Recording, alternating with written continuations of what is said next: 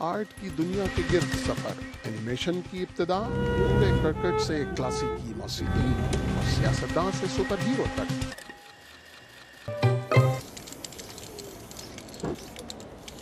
فرانسیسی گرافیٹی artist Jeff aerosol کے اس نمونے کو کا نام دیا گیا ہے۔ ان کا کہنا ہے کہ وہ لوگوں کو خاموش رہنے کو نہیں کہہ رہے، بلکہ چاہتے ہیں کہ لوگ ایک لمحے کو ٹھہر کر اپنے ارد گرد موجود شہر پہ نظر ڈالیں اور اسے سراہیں۔ اگرچہ کچھ لوگوں کے نزدیک گرافیٹی عمارتوں کی دیواریں خراب کرنے کی کوشش ہے، لیکن اس کا کیا کیجیے کہ ٹاؤن کونسل کی جانب سے بنوائی گئی ہے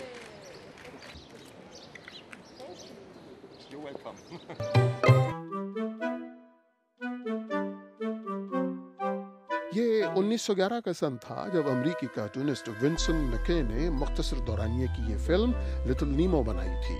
یہ کردار ابتدا تھے اس چیز کی جو آج ویژول آرٹ کی ایک مقبول شکل بن چکی ہے۔ لندن میں منعقدہ اس نمائش میں پہلی مرتبہ اینیمیشن کی 150 سالہ تاریخ جمع کی گئی ہے۔ اس میں کلاسیکی اور تجرباتی دونوں قسم کے کام موجود ہیں، جس کی مثال 1926 کی اینیمیٹڈ پریوں کی کہانی پرنس احمد کی مہمات ہیں، جو اس وقت سب سے پرانی دستیاب اینیمیٹڈ فیچر فلم ہے۔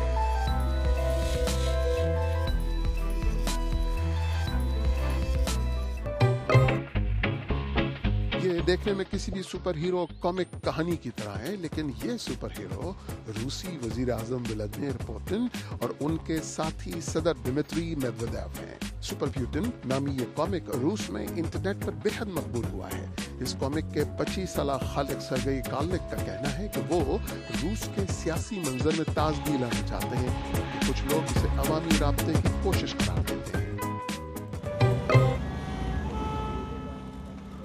یہ وائلن کوڑے کے ڈھیر سے ملنے والی ایک الماری کی لکڑی سے بنایا گیا ہے، اور ڈیوڈ روشا برازیلی شہر ساؤ پالو کی کچی بستیوں میں اس پر بیتھوون اور باخ کی دھنیں بجاتے ہیں۔ وہ آلات موسیقی بنانے والے ادارے میں کام کرتے ہیں، اور اچھی لکڑی خریدنے کی استطاعت نہ رکھنے کے سبب روشا جو ہاتھ لگتا ہے استعمال کرتے ہیں۔